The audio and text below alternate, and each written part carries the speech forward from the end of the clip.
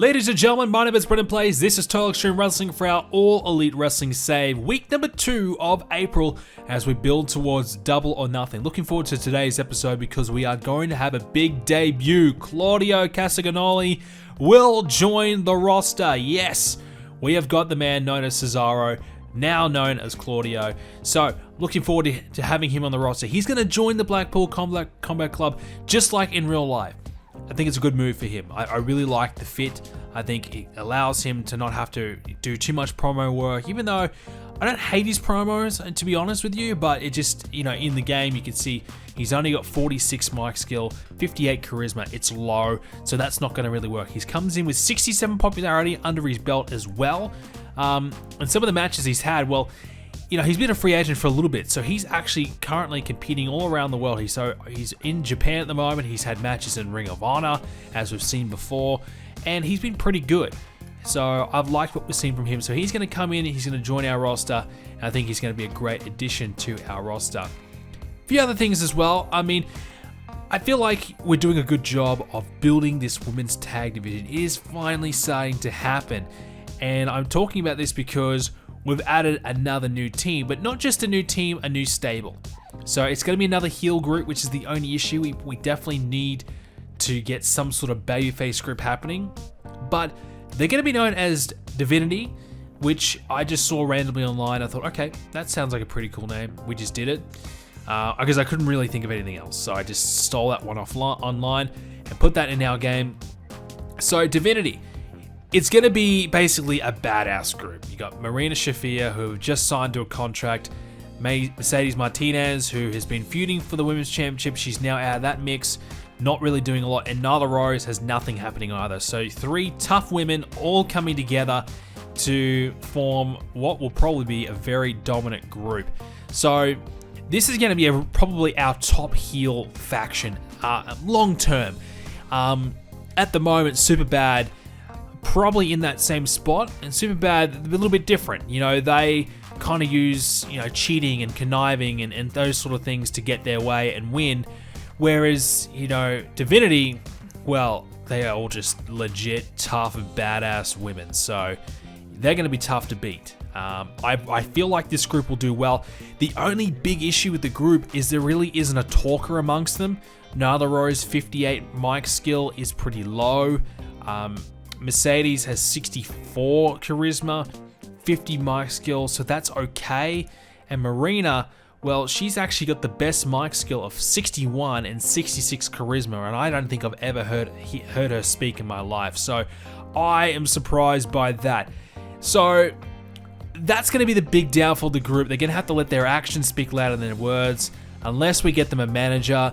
I feel like with this group, you couldn't give them a male manager though, because this is just 3 badass women who don't want to take, probably a feminist group, I suppose, as well. They don't want to take an answer from a male.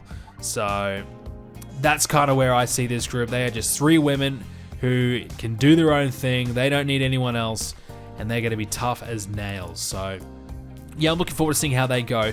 Now, we're not going to debut them just yet because I think we're going to wait possibly until the Women's Tag Team Championship match takes place, and that, of course, will be Tay J and the Stretching Crew. Now, I did put in Divinity and Shining Force as a potential feud. I'm not sure if I'm going to execute that because I feel like we might have them just make a major impact straight away. Maybe when we do the Stretching Crew versus Tay J post-match, Divinity just beat the crap out of Tay J and really send a strong statement that way. That might be the better way to do it rather than just have them feud with a lower-end team. But yeah, that's kind of a couple of options that we could potentially go with. So I'm looking forward to that. That's good. We're going to have a few more tag teams added to the roster. We did, of course, add Thunderstorm as well. That's Toni Storm and Thunder Rosa. So that's another babyface tag team in the women's division. And overall, it's looking pretty solid, actually. I don't think we really need to add too much more. Now that we've added the Stretching Crew, we've added Divinity now. Now we have Thunderstorm. I feel like the tag team division, the women's division, is pretty much set. We added the Baddies as well, so they're another team. Probably a little heel heavy, so you might need to think about turning one team. Maybe we could term the inspiration, considering they are just a little bit out of the mix at the moment because we're really heel heavy. They're our top heel tag team. Well, we've got all these other teams that are in the mix at the moment, Superbad being one. Now Divinity probably would be best if they did turn. I know they're better heels than baby faces, so that may be a bit of a risk. But that's probably the best way to get the most out of them. But yeah, a couple of options anyways. So yeah, looking forward to seeing how the women's division does prosper. And I feel like in real life, I really do wish AEW went with the women's tag division instead of the TNT championship, the TBS championship rather, the secondary women's championship. I feel like a women's tag division would just give the roster a lot more purpose and a lot more just intrigue and be more interesting. But anyways, I digress. Now let's focus on our episode of Dynamite. Let's jump on into it. And on the pre-show, our other new tag team, Cabanahausen, will team up to take on the Dark Order, Reynolds and Silver. 46 rated match. Cabanahausen picked up the win. Colt Cabana was the best of the match. Yeah, and that's right. He's not actually a part of the Dark Order in our save, so he's just away from that group doing his own thing. Never been a part of the group in our save. But apparently, yeah, we made this match a comedy match because I thought, well, Cabana and Danhausen, that's going to be their strength, surely. And Danhausen, his gimmick isn't suited to comedy, which is clearly a problem. So we decided to change that and actually give him more of a comedy gimmick. And it's been rated as adequate. So that's good. I mean, it gives him a large penalty to psychology, so that's not great. And he will struggle to be a major star. Well, I don't think he's ever going to be a major star. So, and wins and losses don't really matter too much. So yeah, we'll see how this goes, and he and Colt Cabana could certainly be a good asset together. At the moment, Danhausen's in-ring performances are so bad that it's going to be tough to really see this group, this duo, get anywhere further than the lower mid-card, but we'll have to wait and see if it does improve. Julia Hart loses to Mercedes Martinez, 38 rated. So trying to give Mercedes a win as we do obviously prepare her to join Divinity. Now we open up this week's show with CM Punk. He calls out Wardlow. He wants to fight Wardlow right here, right now. Instead, he gets the entire Pinnacle. And you know what happens next. They beat him down. CM Punk all alone, no backup to help him, gets beaten down. So not looking great for CM Punk at the moment. Although he wants to get his hands on Wardlow, it's not looking likely. Thunderstorm, we see them in action for the very first time. They take on Superbad, but actually lose because Superbad cheat thanks to Jamie Hayter. So, new tag team, they're kind of two individuals coming together, forming an alliance. So rather than go over one of our more existing top tier tag teams in Superbad, we did have them take the loss, but we had Jamie Hayter interfere and cost them the match to kind of give Superbad a bit of heat. Good results though. I mean, this was an eye-candy match, yes. Toni Storm 61, Penelope best of the match 62, Ali 60, Thunder Rosa the weakest 53. But still, 64 from a women's match is always going to blow my mind. It's great to see, and hopefully they can continue this momentum. But good signs though for Thunderstorm, and that's not a bad performance from them, and I think we can certainly see them being really successful long term. And Thunder Rosa's popularity actually is quite low, so she really needs a few, big matches to get that up a little bit. Athena is tacked in the locker room after her interview with Tony Schiavone. Britt Baker decides to ambush the interview and attack her. 48 for that one. This feud's kind of treading water a little bit. We're not really going too big with it. It's time to probably bring it more on the ring. But the problem is, I don't want to have them face each other one-on-one just yet. Maybe we can try and do more of a 6-women tag team match or just a regular tag to get this more involved. Jay Lethal cuts a promo on Keith Lee, 65 rated for the promo. Not bad from Jay, thought he might be able to do a little bit better, but 65 is pretty decent. Alright, we got a match, a part of the All-Atlantic Championship Tournament, and this is a good one. Andrade versus Buddy Matthews, 81 rated. Man, Buddy Matthews, 75. This dude's got 53 pop, and he's pulling out 75s. God, that is pretty good. Andrade was good though as well, 78. we had Christian and Lance Archer ringside watching on as well. I was originally going to have Christian interfere and allow and help Andrade win, but I thought, look, Andrade should be beating Buddy Matthews clean without any assistance. So we did that in the end. 81 rated. Andrade gets the points and moves up further in the leaderboard for the tournament. CM Punk is backstage receiving medical treatment, and the House of Black offer their help to CM Punk. So CM Punk beaten down by the Pinnacle. We know the House of Black have a meeting with FTR for the Tag Team Championships coming up. Well, they decided, well, look, if you need someone to watch your back, FTR, we've got a problem with them at the moment. They're coming after our Tag Team Championships, so we'd be more than happy to lend a bit of a helping hand if you need it. CM Punk, bit of a loner, he's a guy that doesn't really want to, he's a prideful guy, doesn't really want to take help unless he has to. But obviously with the Pinnacle, he's had issues before with them. He's had to help get the Hardys to help them before. Now he's got the Tag Team Champions to potentially help him out. So this becomes a bit bigger as well. And the way I'm thinking, for CM Punk to have his match with Wardlow, in storyline sense, well, why would that ever happen? MJF, Shawn Spears, FTR are all going to make sure that doesn't happen. Well, at least if the House of Black are kind of watching the ring, or they have a big brawl with the rest of the Pinnacle, that frees up just Punk and Wardlow to fight. And that, I think, is the best way we can make that match actually happen and make sense at the same time. Nonetheless, 83 for that segment. And the Super Elite, they trash talk the Blackpool Combat Club as we build towards the upcoming main event. Now, we mentioned last episode the main event was going to be Matt Jackson versus Bryan Danielson. Big time main event. We're building towards that one with this promo here. Sammy Guevara is furious that Rey Fenix cost him his match last week on Rampage against Park, and he vows to get revenge in their match here tonight.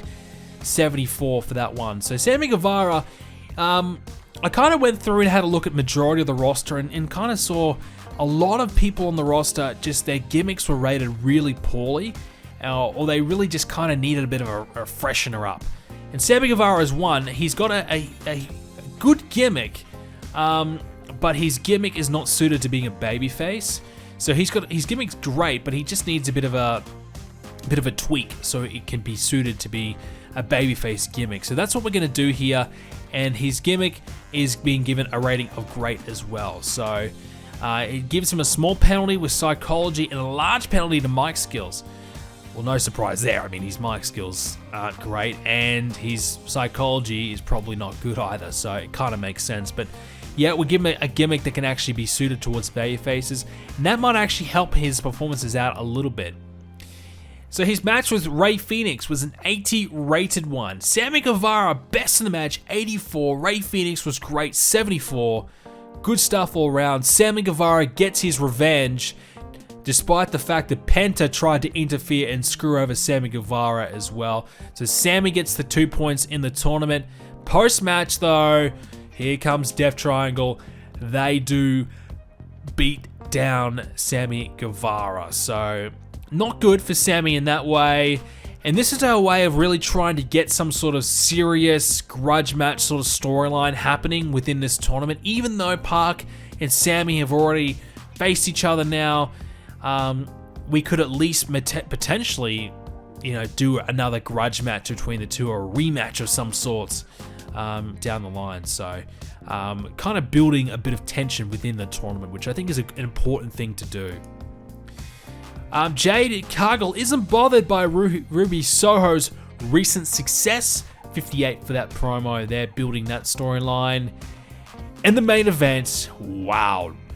Maybe the best match. I think this probably is the best match we've had in the series. Matt Jackson, Bryan Danielson, one-on-one, 96 rated. Danielson, 94. Matt Jackson, 81. My goodness. 96 rated. Bryan Danielson grabs the win. 20-minute match, back and forth. A classic. An absolute beauty from these two. 96 is massive. Huge win for Danielson. Post-match, Claudio is here. He comes in and saves the day as the Elite try to attack the Blackpool Combat Club, Danielson, Moxley, Eddie Kingston's injured, he can't be here. So they try to take advantage of the numbers, but Claudio comes in, he makes the big save, and he's revealed to be the newest member of the Blackpool Combat Club. 91 rated for that, but the only downside in this, Claudio's gimmick, rated poor. Yeah, that's not good. I thought he would definitely do better than that. So his wrestling machine gimmick rated as poor. That's disappointing. I feel like that could hold him back a little bit. Let's hope it does improve though. I really hope it so. But a good solid 91 rated segment to close out the show, and a 90 rated episode of Dynamite. That has got to be the best we've had. Easily the best we've had in the series. Wow. I felt like this was a big one though, because we had, Andrade, Buddy Matthews, Sammy Guevara, Ray Phoenix, Danielson, Jackson. You knew it was going to be good, but 90 rated good? Oh my goodness, that is huge. That is so good. That is definitely our best one we've ever had. Huge, huge result. Post-show results for Dynamite. I really hope this is a big rating. Such a huge show. Let's hope the ratings did well as well. And I feel like it did. 1 million viewers. Finally cracking the million viewer mark. I don't know if we've done that before. We had 757,000 on TBS, which is okay. And our international viewership was good enough to get us over the million viewers in total. Yeah, well, you got to take that. That's pretty good. I'm very happy with that. So a good overall result. Let's have a look as well. The Butcher, he wants to retire. Well, that's not good. 44 years of age, and obviously got in the business pretty late. I don't think he should retire. And he's gonna reconsider. Okay, very good. He's gonna put it off for a while. Yeah, look, I don't think you're ready to retire yet. He just signed a new contract as well. I don't want to pay you just to not actually wrestle, like seriously. 28 pop, very insignificant member of our roster, but yeah, we need more tag teams, so we don't want him to retire just yet. We'll have a quick little look at some popularity changes, but before we do that, I want to take a look at some of the recent results from around the game. Now, quick little look at Ring of Honor. They've had a few shows. They're in the red. They're losing money. They're bleeding money. But they had the Super Card of Honor pay-per-view. 55 rated pay-per-view, which is a little bit lower than what we did for them on the anniversary show. 78 we did. They did 55. Jay Lethal defeated Jeff Cobb in the main event to keep the world title. 60 rated. Briscoes beat Enzo and Morrissey for the Ring of Honor tag titles to keep them. Paige Van Zandt defeated Ty Valkyrie, 41. Gresham beat Alex Zane and Jake Atlas to keep the Pure title. Yeah, Anthony Ogogo, we gave him the Pure Championship and he was champion for 2 weeks. The first chance he had, he lost the belt, so that was disappointing. But yeah, pretty lackluster pay-per-view there from them. Look, they've got some talent there to really do well. I don't think a lot of them really actually featured on that card, so that's disappointing nonetheless. Now, the other big event that took place, and this one is a pretty big event. It's called WrestleMania. You might have heard of it. It was an 82 rated show. 30,000 in attendance. That's pretty low, actually. They had it in Seattle. 1.5 million viewers on the WWE Network in total. The main event was Roman Reigns beating Seth Rollins to keep the World Championship. AJ Styles defeated Drew McIntyre to win the Universal Championship. There you go. That's surprising. AJ Styles back on top. Been a while for him. He only had a 77 rated performance. Drew McIntyre at 83. Much better. Asuka and Rhea Ripley had the match of the night. 89 rated. Rhea Ripley actually is doing super good in this save. 74 popularity. They're actually giving her a massive push. And she performed at 88. Asuka at 91, which is ridiculous. The other really weird match was this one. We had Bray Wyatt and Dave Bautista team up to take on and defeat Cody Rhodes and Brock Lesnar. Batista, that's right. I mean, I signed him to a deal with the WWE. I mean, he wasn't technically retired. Well, actually, no, he is retired. But I guess he could be set as an occasional wrestler in the WWE. He had that contract where he could wrestle if they really wanted him to. Well, they did. He wasn't very good, though. 59. Bray Wyatt, 85. Lesnar, 88. Cody Rhodes, 85. Damn you, Cody Rhodes. And he's got 84 popularity. going up since he left our company, which is surprising. But yeah, they're still pushing him pretty well. He lost the WWE Universal Championship match to Drew McIntyre. So he's had a world title shot and he failed. He lost. So there you go. But nonetheless, that is a very weird combination. And it does, look, they did have a pretty good show. 82, I feel like they probably should have deserved a little bit better than that. A couple of really good matches on there. An 88 rated match for this weird, wacky tag team match, by the way. So, even though Batista was terrible in it, he still had one of the best matches of the night. So there you go. And that's what's been happening around the world. All right, on to Dark now. Let's take a look at the opening contest. It's Orange Cassidy getting a win over Ryan Nemeth. Cassidy 74, Nemeth 35. That's a pretty good performance from Orange Cassidy. 74 is insane.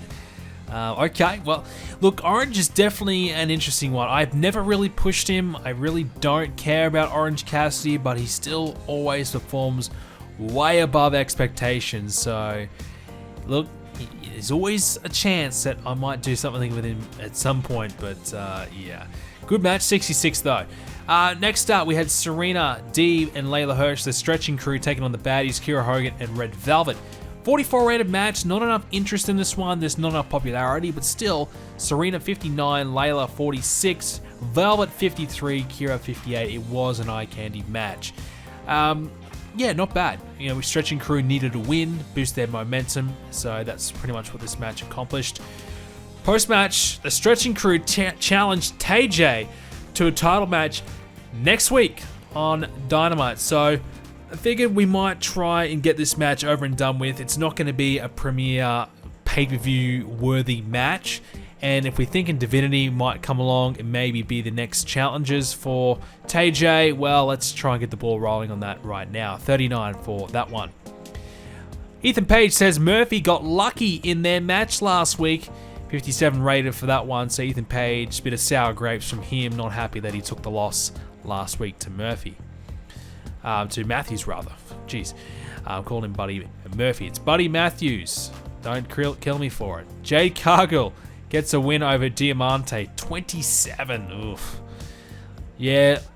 Jade as champion just isn't great, is it? It just isn't great. But, she's got the star power. If she's not champion, then what the hell is she going to do? It's tough to book her, but I'm hoping that, the more she wrestles, the better she'll get. That's the plan, I suppose. Post-match, Ruby Soho saves Diamante from a Jade Cargill attack, 43. So Ruby Soho trying to salvage this situation. Nyla Rose warns AEW that a big problem is coming. 59, good promo from Nyla. I mean, Tony Schiavone did probably help a lot, but that's okay. That's good signs. So teasing that something is happening in the women's division. The House of Black, Matthews, Brody King, and Darby Allin teamed up to take on the Wingman.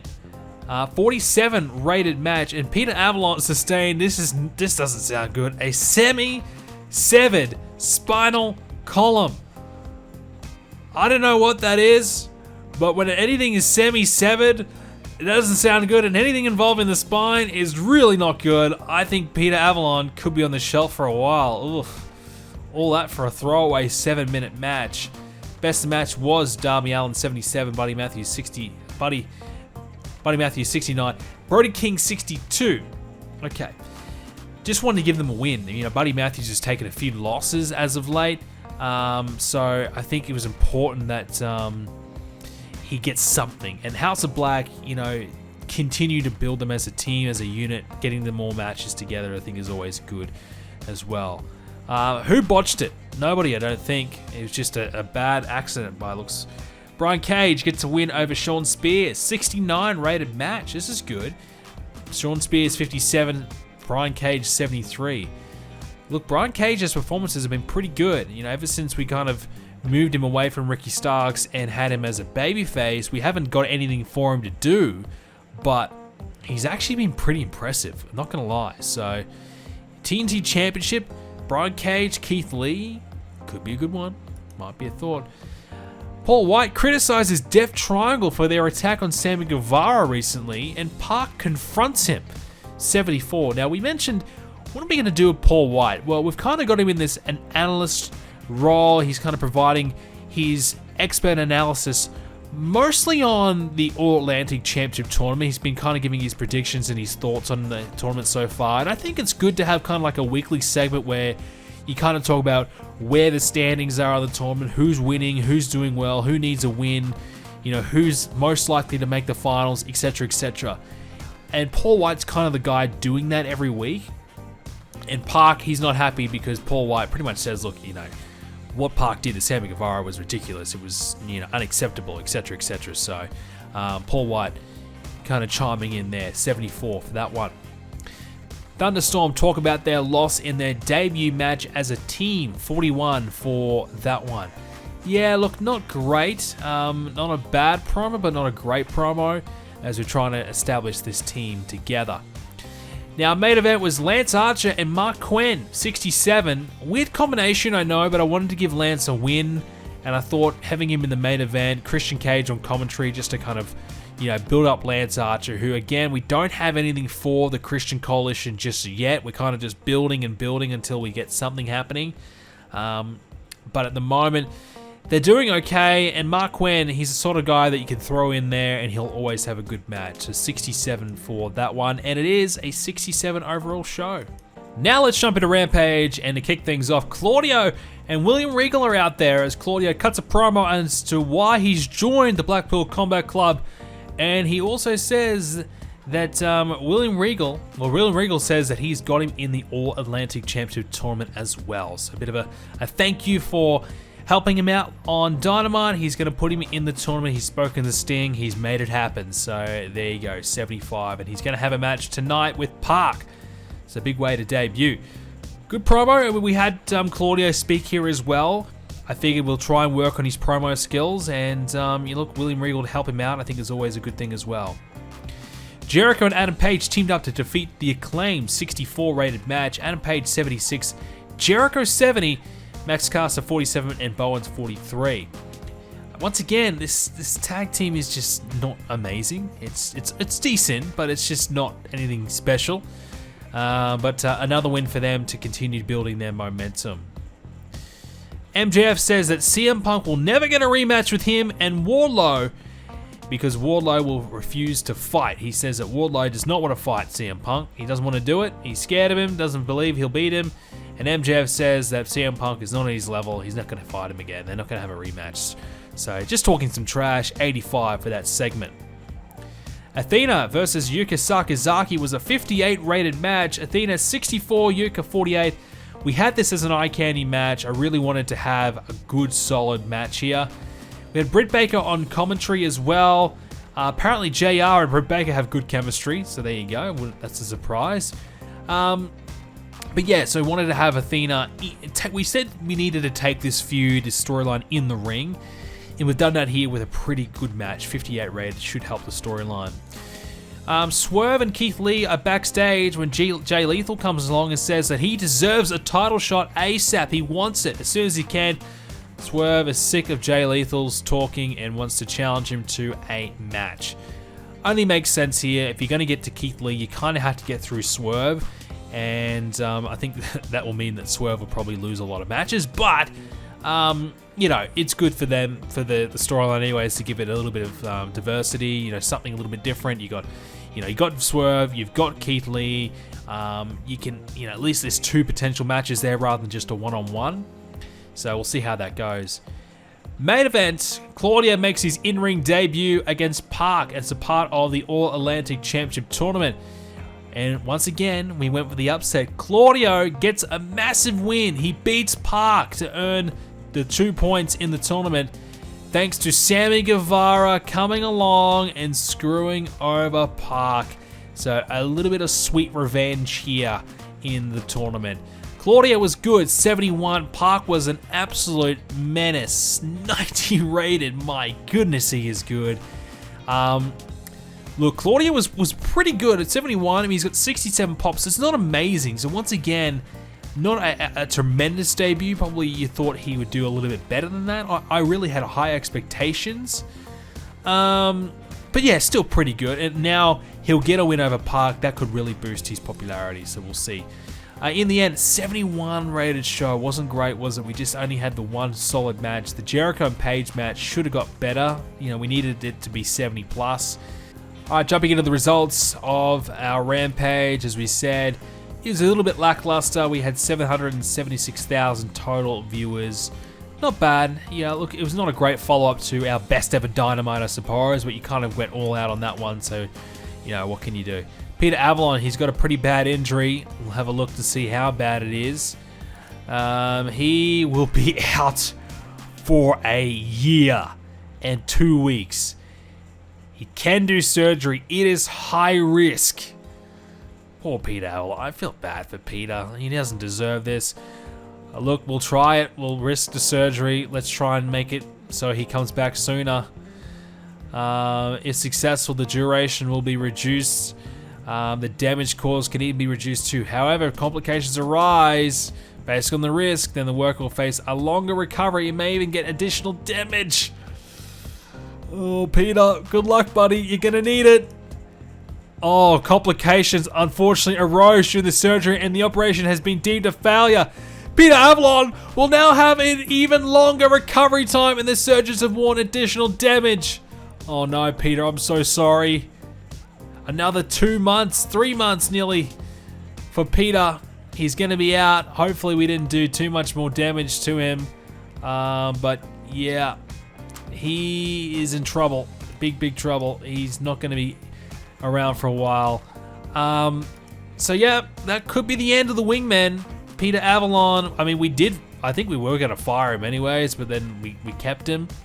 So we could just fire him and that would be a dick move, but you know, we'll keep him under contract. He'll never appear anyway, but I'm sorry, Peter. That was a tough injury. That could really be career ending for Peter Avalon. Wouldn't surprise me if he retires after that one, so that's sad to see. Now, let's hope that our improvement of Claudio's popularity isn't sad to see. It is not. It is a big jump. Up to 72. 5 gain for Claudio.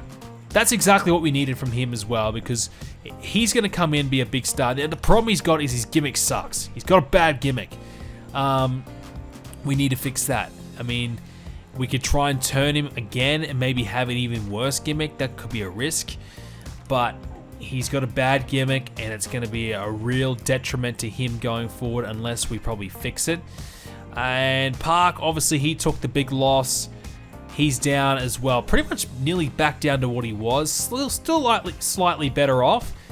He was up to, what, 77 or something. Now back down to mid-70s. So, essentially, Sammy Guevara took a loss to help out Claudio, realistically, in the end.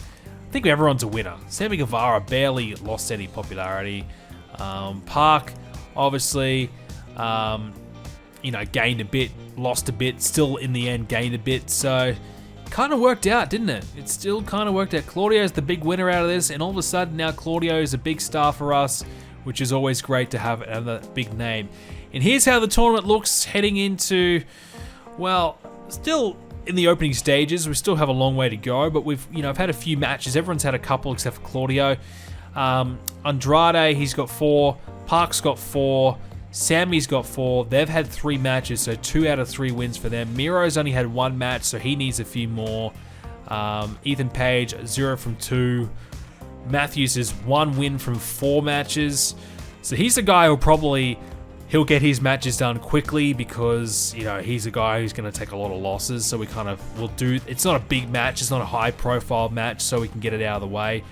So yeah, the tournament's looking very interesting indeed. Claudio needs to kind of make up for lost ground, but I really don't know how this, I have no plans on how this tournament's going to go. I did not expect to have Park lose to Claudio, and I did not expect to have Sammy lose to Park, so I've already done a lot of things I did not plan on doing, but I'm liking it. I'm really enjoying this tournament, and it's been making our show quality so much better. So I would recommend a tournament. If you're looking for a good quality, tournament, definitely do it in that 8-man sort of G1 sort of style. It will definitely get the most you can out of your show going forward. Anyways, ladies and gentlemen, that's all we have time for this edition of Total Extreme Wrestling. So much still to come, so much happening right now. Hope you enjoyed this episode. If you did, leave a like on it and subscribe to see more. We'll be back with another one very soon.